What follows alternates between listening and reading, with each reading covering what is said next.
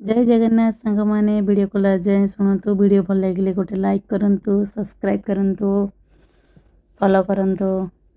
जीवन एक यात्रा। एठारे प्रत्येक दिन एक नुआ नुआ शिक्षा एवं प्रत्येक संघर्ष एक नुआ सुजोग मिले। जीवन पथ सब बड़े सहज हो न थाए। केबे खुशी आसे, केबे दुख आसे, केबे सफलता मिले, केबे पुणी विफलता भी आसे। किंतु यही सब अनुभव मिसी जीवन को सुंदर करि थाए। जदि आमे केवल खुशी को देखु थांतु तेबे दुखर मूल्य बुझी पार न थांते। और जदि केवल सफलता मिल थांता तेबे परिश्रमर मूल्य जानी पार न थांते। जीवन में अनेक लोक अच्छा जो मैंने छोट छोट विफलतार हार मानि जाती। से माने भावती जे तांकर भाग्य खराब, तांको पई सफलता नहीं। किंतु सत्य हेउछि सफलता से लोकों पाखक आसे जो मैंने विफलता पर मध्य चेष्टा करिबा बंद पई माटी तळे अनेक दिन रहिबाको पड़े। सेहीपरि मनीष को मध्य सफलता पई धैर्य और परिश्रम करिबाको पड़े। आज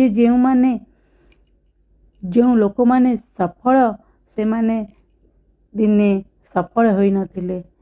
से माने अनेक कष्ट सहिचंदी, अनेक विफलता देखिचंदी, किंतु निज लक्ष्य को केबे पछको हटी नांती। से मानकर आत्मविश्वास ही से मान को आगो को नहीं। तेणु जदि तुम्हें आज कौन से कष्ट रे अच्छ मन रख जे यह तुमर शेष नुहे, यह केवल तुमर यात्रार एक अंश। जीवनर सबुठार बड़ शक्ति होउछि आत्मविश्वास। जेतेबेले तुम्हें निज उपरे विश्वास करिबो सेतेबेले असंभव काम मध्य संभव लागिबो।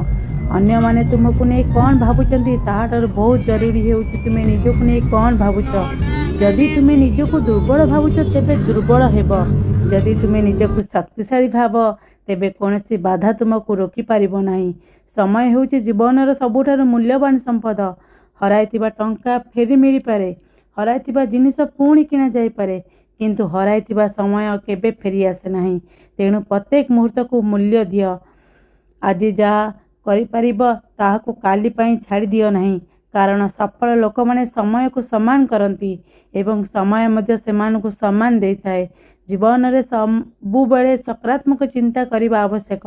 सकारात्मक चिंता द्वारा आम मन को शांति शक्ति देइथाए। जेतेबेले समस्या आसे ताहाकु भय करिबा परिवर्ते समाधान खोजिबा को चेष्टा कर।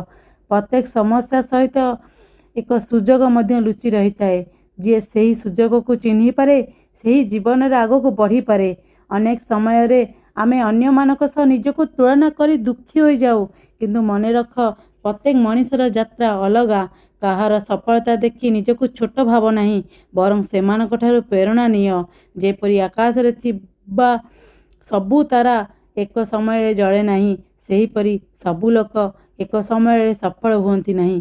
तुमर समय मध्य आसीबो जदि तुमे निरंतर चेष्टा करिबो। जीवन रे केबे मध्य शिखिबा बंद कर नहीं।